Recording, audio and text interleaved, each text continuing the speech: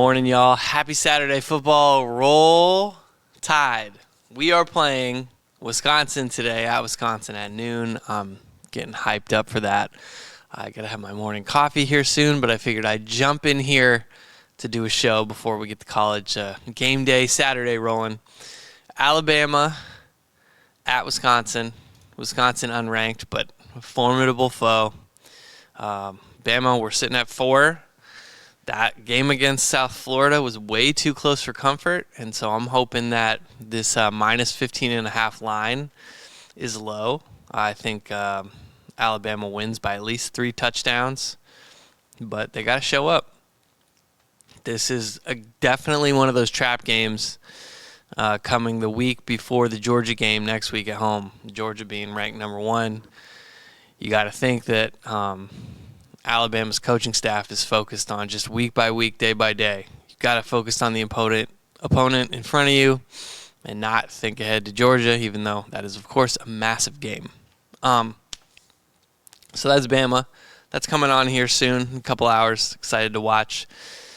I was reading this article about the Celtics having, I don't know if it's issues, but they're the sale of the team. You know, I think people saw after the Celtics won the NBA title that the team was up for sale. And I want to say the number's around $4.7 billion. I think they're hoping to get, a $6 billion valuation.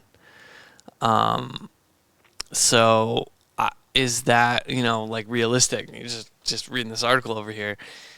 So much money for a sports franchise these days. So much. And then you got to think, if you're the group, I'm guessing it's going to be a group, spending $4 to $6 billion for a team, for a franchise, how are you going to profit? How are you going to survive the big losses during the initial kind of spend? Because this isn't a spend $4 billion to make $8 billion or to make $4 billion. Like, that's going to take time.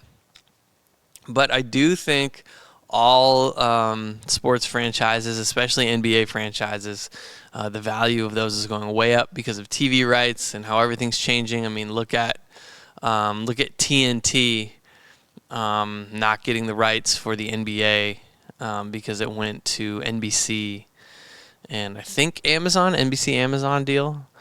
But they're bringing back Round Ball Rock, which is like my favorite song, the NBA on NBC theme. And if you've watched enough college basketball, you know it's on Fox.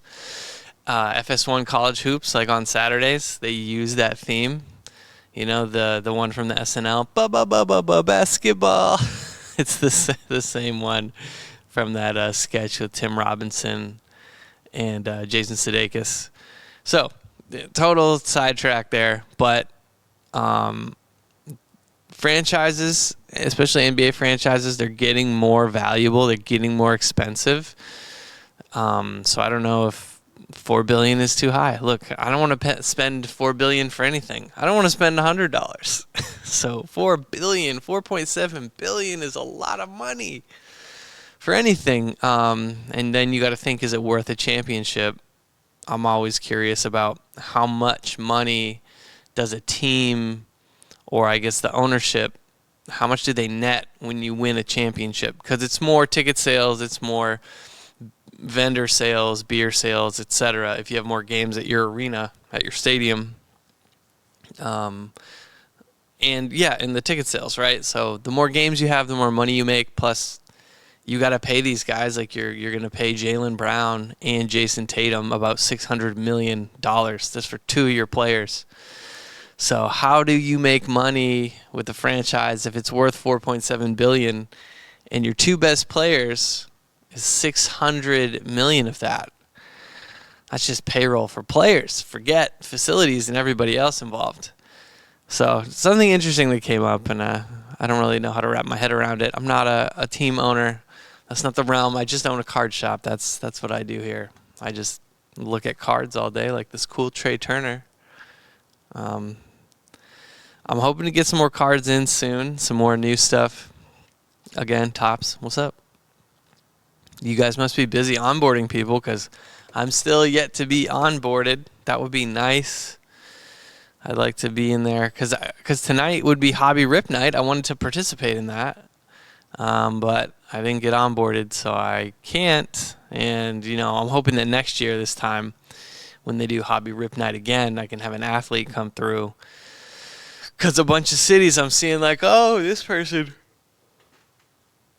going to be at Burbank. Like, they're going to have Juju Watkins and Karl Anthony Towns at Burbank Sports Cards on Rip Night.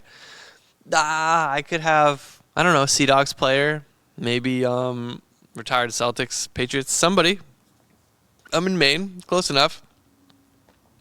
I just want to be involved, man. Stuff went good at the shop yesterday. Did some sales, did some online stuff. It's always funny when I get folks on eBay who reach out and they call the shop directly because they want a better deal. They don't want to pay fees. And I appreciate them for being like, hey, well, now you don't have to pay the fees. And I'm like, that's cool, but the item still, the price is the price. I can do probably 10% off, but and this person was cool. We went back and forth, but they wanted a $125 item for $80, and I said, that's way too low. I'm just going to leave it up there. Plus, the fees it's a write-off. It's an expense. It's a cost of doing business on eBay. When people call it Feebay, like, it kind of drives me crazy. Look, it's not that I want to pay the fees. Nobody does. But if 11 to 15% or whatever the percentage is, if that's keeping you from selling on eBay, then you don't do business. Just that's it. That's facts. Like, that's just, try to sell it on Marketplace. Try to sell it on Mercari. There's so much traffic on eBay, and in my head, like, having a stable platform, that it justifies the fees. Like, you don't own the platform. You can't generate all those eyeballs on your product. Like, if I just post something on my own Instagram, I got to hope people are watching my Instagram. So if you call it Feebay, I know you're not serious.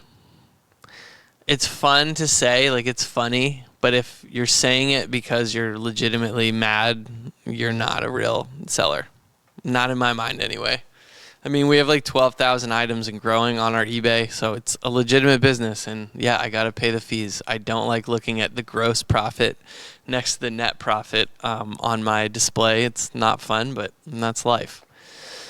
So we'll have a good little Saturday today. College football. Usually there's a rush. There's some kids that come in Saturday. Tends to be the case. I was supposed to go to my buddy's wrestling event last night, but I just got sidetracked doing something else, and I was getting dinner, and it started at 9 p.m., and I'm at that age where if you say something starts at 9 o'clock, I probably can't make it. That's so late. Like, that is so late. I want to be, like, wrapped up by 10. So just to be getting excited and... Sorry, I'm so tired this morning. Just to be getting all excited for something to start at 9 p.m. Miss me with that. I'm 38.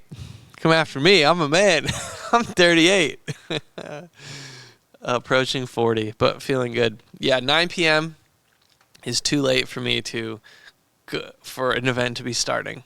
I'm there, okay? That's where I'm at. I'd rather watch college football at noon. That sounds way more exciting.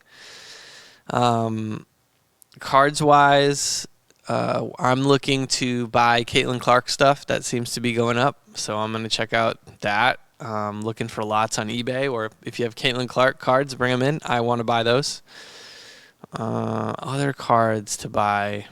Mookie Betts seems like a good buy. Mookie Betts, I think he's first ballot unanimous Hall of Famer, right? So I'd be buying him. Ohtani, but his stuff's kind of expensive right now, so I think it's going down a bit. There's a couple cool apps I've been tinkering with that they track cards kind of like stocks. So when I get more invested in that, I'll share what that is. But I'm just playing with it for now to see if it's something I like. In the meantime, eBay and just the internet. The internet is full of stuff. There's so many places that you can go and find info on cards. But if you're just getting into cards, I would say look for rookie cards and Hall of Famers and rookie Hall of Famers, right? So somebody's rookie card, RCHOF. That is what I would be looking for because long term, that's going to hold its value. Some guys are going to hold their value and go up more than others. Like I think LeBron James, long term is going to be way, way, way more valuable even in like 5 to 10 years. I think about players that are going to be relevant in the media and not just statistically, because there's a lot of statistically great players that their card value doesn't go up. Like John Stockton, assist leader, but I can't, unless it's a short print special John Stockton, it's not worth a ton of money. So that would be my tip for you for today. If you're looking to invest in cards, rookie cards and Hall of Famers. And if you get new cards, just pull the rookie cards and put them on the shelf. Just forget about them. One day, they might be worth something. Anyway, I'm going to go get coffee because clearly I'm too tired to be doing anything that involves thinking or talking. Oh, that's like a record 3 to 4 yawns per episode. That's a lot. So with that, 370 US Route 1, open this weekend, 10:30 a.m. to 4 p.m., Saturday and Sunday, 6 days a week. Only closed Wednesdays, but somebody's in here if you really need help. Scarborough, Maine. Sports cards. Let's go. I'll see you tomorrow. Peace. Roll Tide.